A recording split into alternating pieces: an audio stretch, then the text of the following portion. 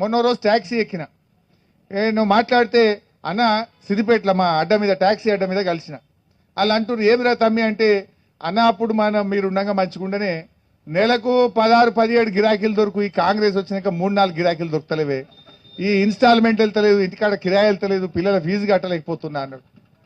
నిన్నోగా ఆయన పెళ్లి కార్డు తీసుకొని వచ్చిండు. వస్తే కార్డు తీసుకున్నాక ఎట్లా నడుస్తుంది తమ్మి ఆయన ఫోటోగ్రాఫర్ ఆయన వీడియోగ్రాఫర్ ఫోటోగ్రాఫర్ దుకాణం ఉంది.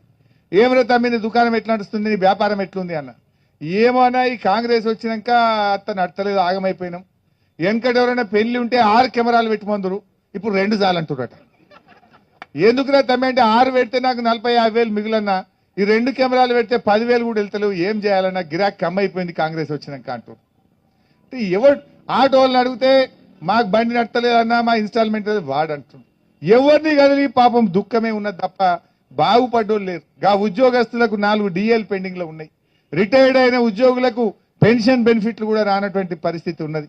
ఏ వర్గాన్ని చూసినా కూడా అన్ని వర్గాల ఉసురు పోసుకుంటా ఉన్నారు.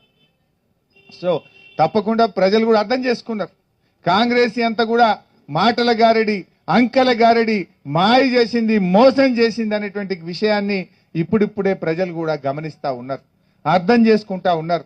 నాకు తెలిసి ఇప్పుడు జెడ్పీటీసీ ఎంపీటీసీ ఎన్నికల్లో ప్రజలు ఎదురు చూస్తున్నారు ఎప్పుడు బుద్ధి చెప్పుదామని. మొన్ననే కొట్టిర్రు.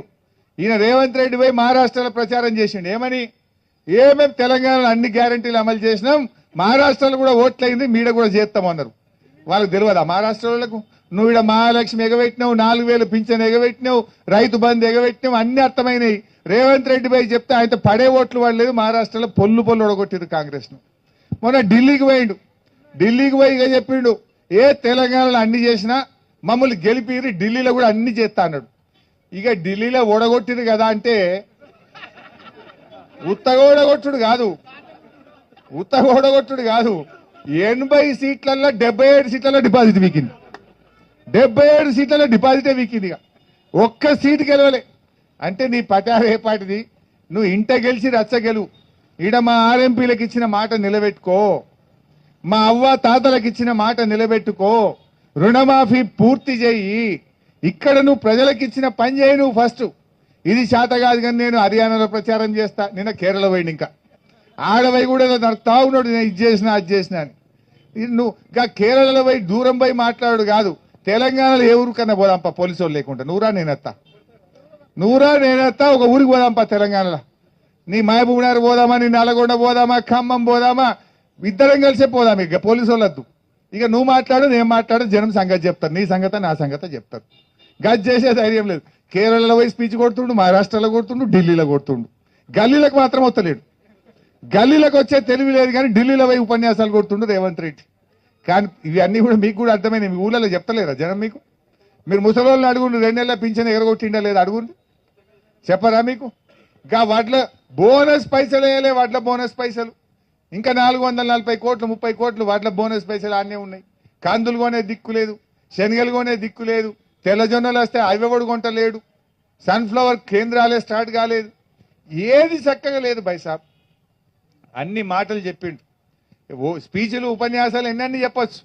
కుర్చీలో కూర్చున్నాక నీ రంగు బయటపడుతుంది. నీ వ్యవహారం బయటపడుతుంది. నువ్వు కూర్చున్నాక ఏమైంది? ఏ ఒక్క వర్గం అన్నా నువ్వు ఇచ్చిన మాట నిలబెట్టుకున్నావా? ఎవరికన్నా ఇచ్చిన పని చేసినావా? రుణమాఫీ సంగతి అర్థమైంది కదా. గాడ కోసిండు గీడ జరాన్ని ఇచ్చినట్టు చేసిండు. అది కూడా పురాగా చేయలే. మననెత్తి కొట్టిండు మనకే పెట్టినట్టు చేసిండు. అది రైతు బంధు ఎగ్గొట్టి అవతాతల పెన్షన్ ఎగ్గొట్టి ఫీజు రియంబర్స్మెంట్ ఎగ్గొట్టి బతుకమ్మ చీరలు ఎగ్గొట్టి ఈ పైసలు ఇటు మలిపినట్టు చేసి నేనేందో చేసిన అంటాడు. గంత మనం అమాయకులమా? మనకు తెలియదా? మళ్ళీ ఈ ఉద్దారకానికి ఏం చేసిండు? భూములు కుదబెట్టి 10,000 కోట్ల అప్పు తెచ్చిండు. ఒకటే ఏడాదిలో రేవంత్ రెడ్డి ప్రభుత్వం చేసిన అప్పు 1,47,000 కోట్ల రూపాయలు అప్పు చేసిండు ఒక్కటే ఏడాదిలో.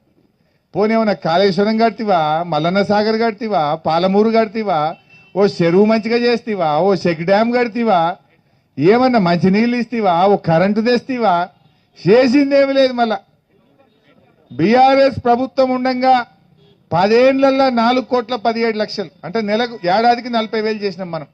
కానీ రేవంత్ రెడ్డి ఒకటే ఏడాదిలో 1,40,000 చేసిండు. ఒక్కటే ఏడాదిలో 1,40,000 చేసిండు. మహిళలకు ఏం చెప్పిండు? వడ్డీ లేని రుణం ఇస్తా అన్నాడు.